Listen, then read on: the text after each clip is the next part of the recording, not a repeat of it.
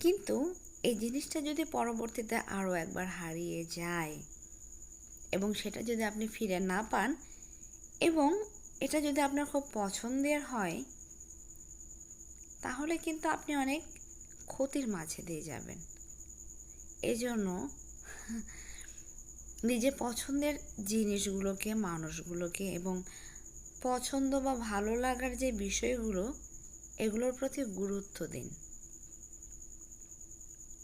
এই গুরুত্বগুলোই আপনাকে একটা অন্য মাত্রায় নিয়ে যাবে।